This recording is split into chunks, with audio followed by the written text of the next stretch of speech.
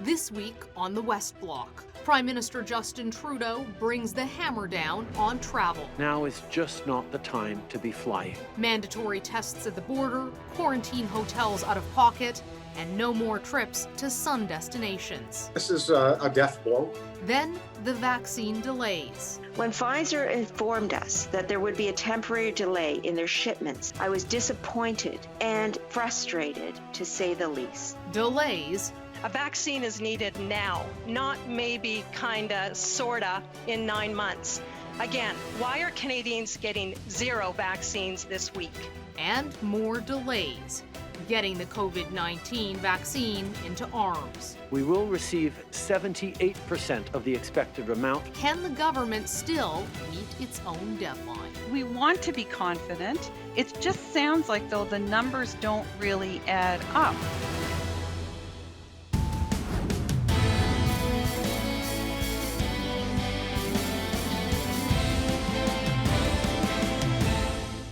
It's Sunday, January 31st. I'm Mercedes Stephenson, and this is the West Block.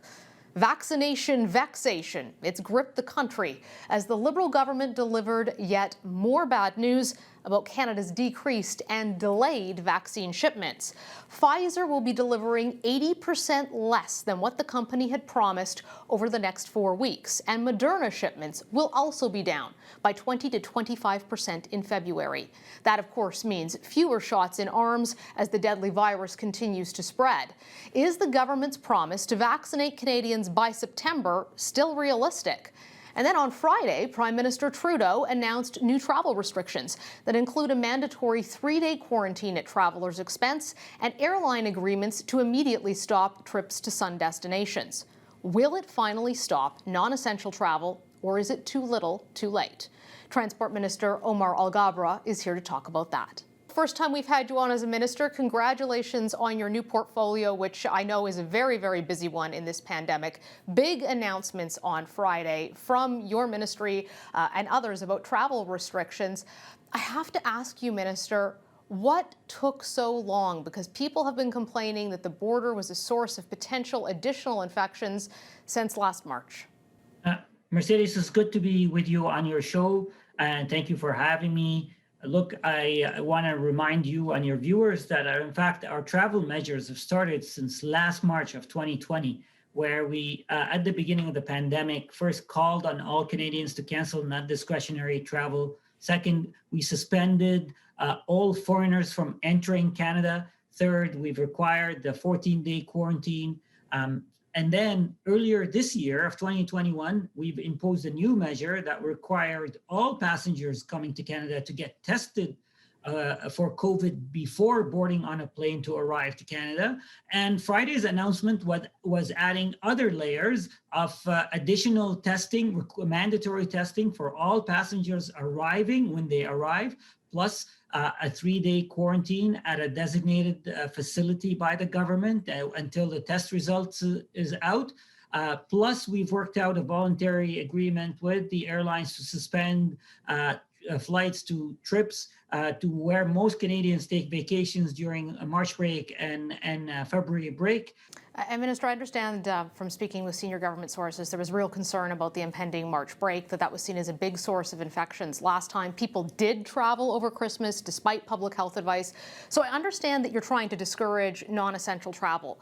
But I think there's potentially a hole in the plan when it comes to essential travel. We broke down some of the numbers of people traveling, and out of the 8.6 million people who have entered Canada, 6.3 million didn't have to quarantine because I assume a lot of them were likely essential. But being an essential worker doesn't mean that you can't carry the virus. I understand the logistics of not being able to quarantine those people, but why is your government not testing them with at least a rapid test at the border if you really want to shut down the vast majority of foreign exposure coming in? So, look, thank you for highlighting the fact that essential workers are important for our economy, also for our healthcare. But you're right, we are now examining additional measures for essential workers. We'd have to customize something for them where they're still able to still do their work, but a regime of frequent testing, etc., they're all on the table. So we are looking at that. But let me highlight one important factor. If you look at the data, about 10% of the infection arrives from travelers. Now, that's a small percentage, but still, as the Prime Minister said on Friday, one is too many. So that's why we're tightening the measures, we're adding extra layers. And let me say that there is no one perfect answer. There are a lot of unintended consequences with measures that we had to think about and reconsider. So what we ended up doing is customizing different measures here and there to offer the greatest protection for Canadians. But as we go along, we'll continue to reassess. We'll continue perhaps to add more measure or subtract some measures. We're always assessing and monitoring the spread of COVID. So when do you think we might see something on that? Because obviously there's great urgency. People are getting sick, they're dying. These new variants are extremely contagious, and we're looking at this huge hole in terms of people not being tested who are entering the country when it comes to essential workers who are doing their jobs by all means, but that doesn't mean the virus won't travel with them. Look, we're consulting with stakeholders. When I say stakeholders, I mean trucking industry, union workers, rail workers, on finding the best model for this additional inspection. So I can't give you a date on when we're going to do this. But the other thing that we're doing is we're also having conversations with the new Biden administration. The Biden administration has already announced new measures for travelers into the U.S., and we're in talk with them about additional measures that we can jointly apply for travelers that cross the borders, either via air or land between our borders. Any sense, Minister, of when that airline package might be coming out? A lot of folks are thinking you must have worked something out with the airlines to get them to suddenly cut all sun destinations.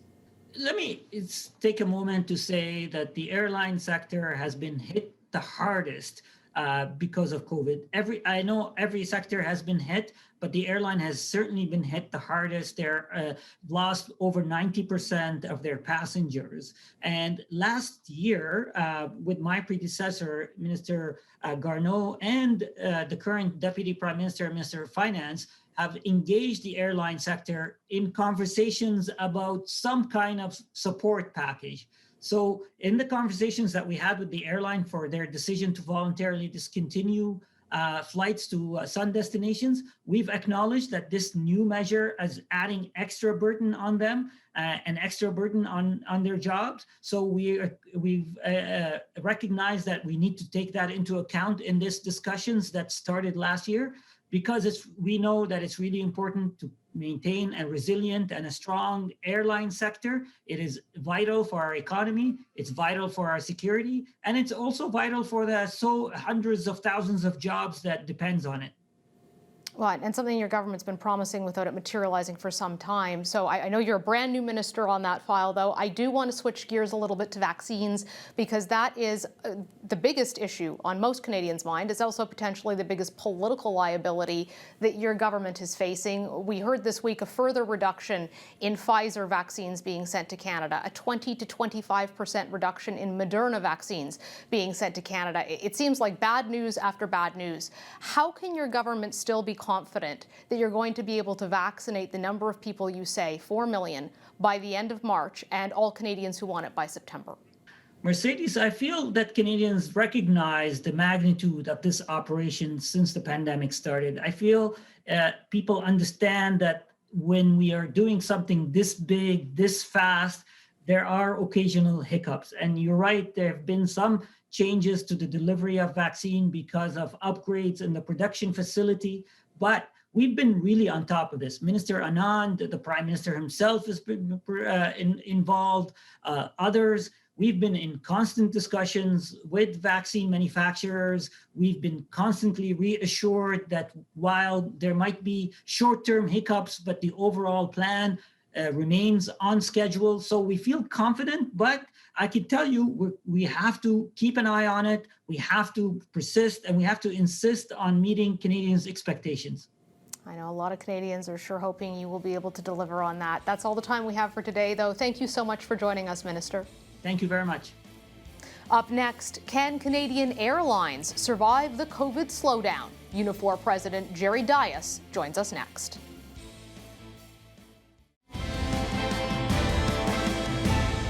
Canada's airlines have moved in lockstep to shut down sunny vacation destinations in the hopes of further discouraging Canadians from traveling and risking bringing home new and highly contagious variants of the COVID-19 virus.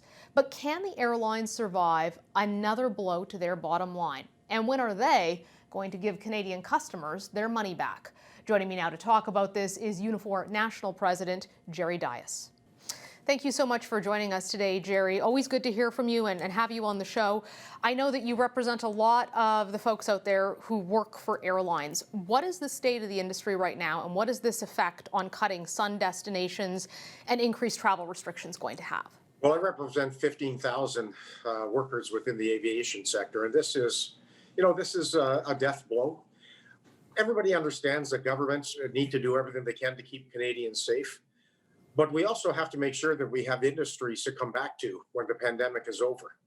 We can't talk about build back better and not have a strong aviation sector. And that's what's at peril right now. I know Air Canada has blown between $14, $16 million a day, and it's not sustainable. So the workers are concerned, workers are disillusioned, and they're wondering when the government is actually going to step in.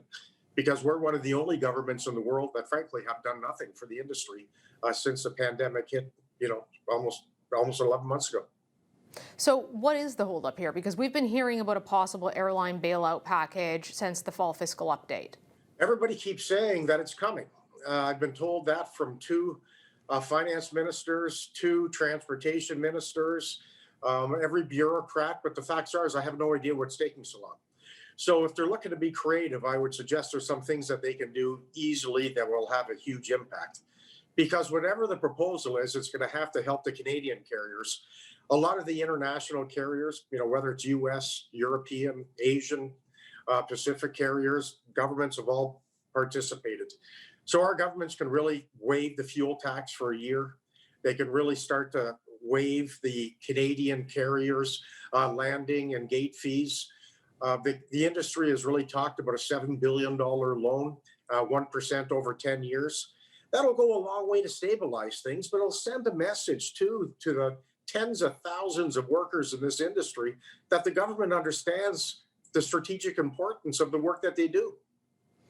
Jerry, if this is so serious that airlines are potentially about to go under in the country, which seems to be what we're hearing out there, why have they not yet agreed, do you think, to refund passengers' money? Because it's kind of hard to say we need a bailout, but we're not going to refund the individuals who paid for tickets. Look, there's no question that the federal government will demand that they're going to repay their customers for tickets that they have previously purchased. And that's fair, by the way.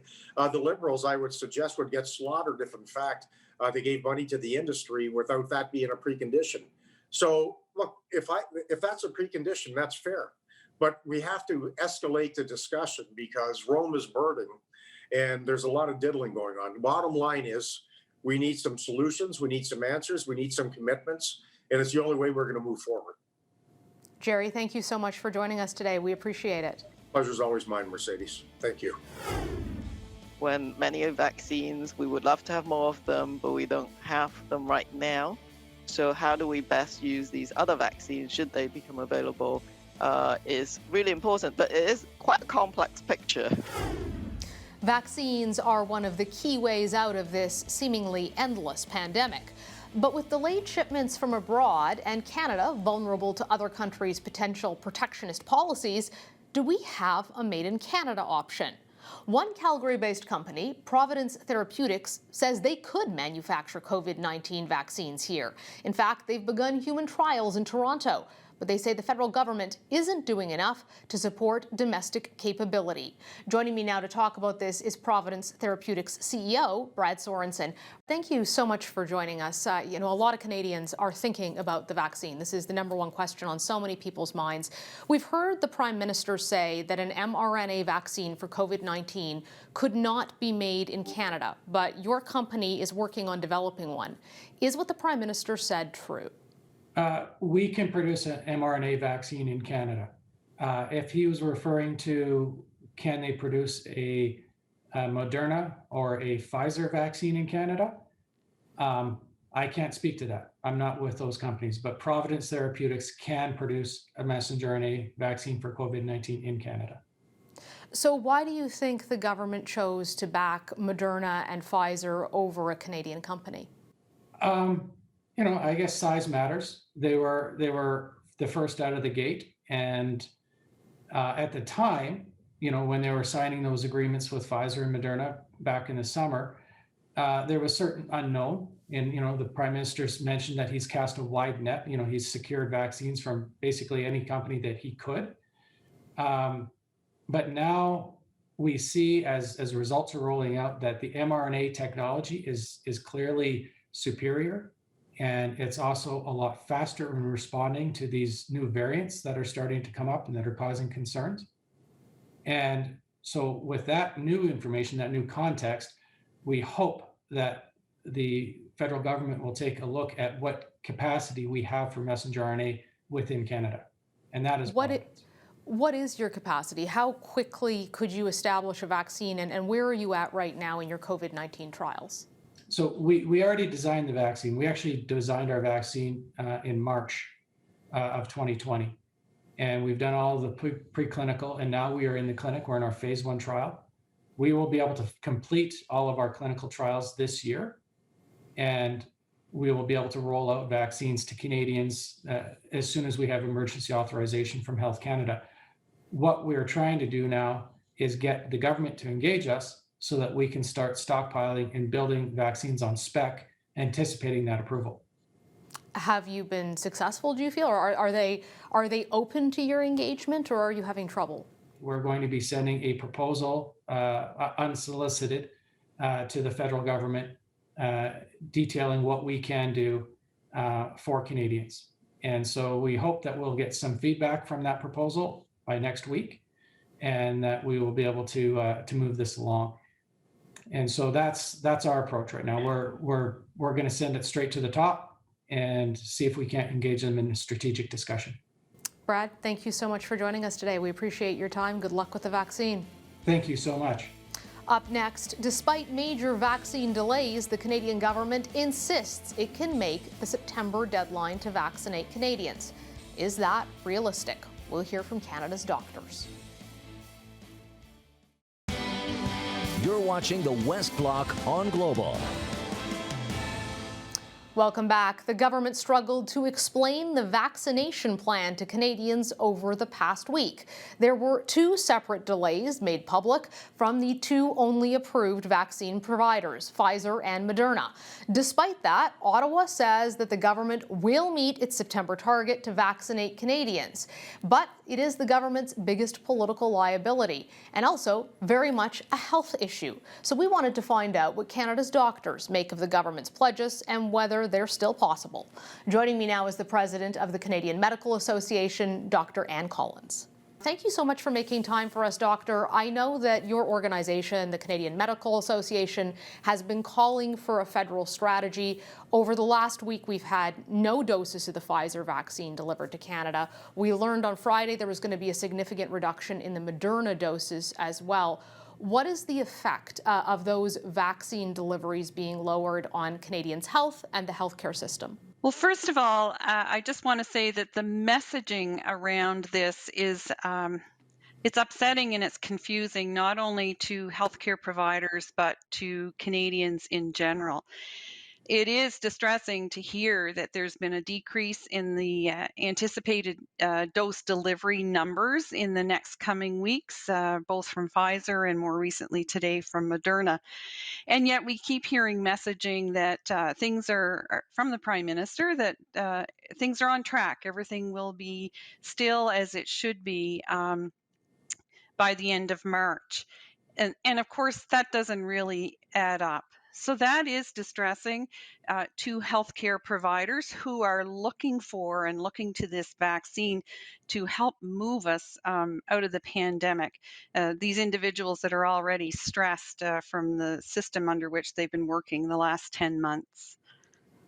So it sounds like, you don't have the same confidence as the federal government. We found out on Thursday of last week that they were telling the provinces to expect 3.5 million doses instead of 4. They're reassuring us it's going to show up. But how confident are you that they know that? I mean, do you feel that the government is going to be able to deliver on this, or are you concerned about it? We are concerned about this because it's critical that we get this vaccine into the arms of Canadians. Certainly in this first part of the rollout, it's critical because it needs to go to those people, that age group that has been dying as a result of COVID-19, into our seniors' arms in long-term care, and to those who provide them care. It's also critical to have vaccine available to give to healthcare workers, physicians and nurses, so that they stay well. If they go down, that has a huge impact on the healthcare system.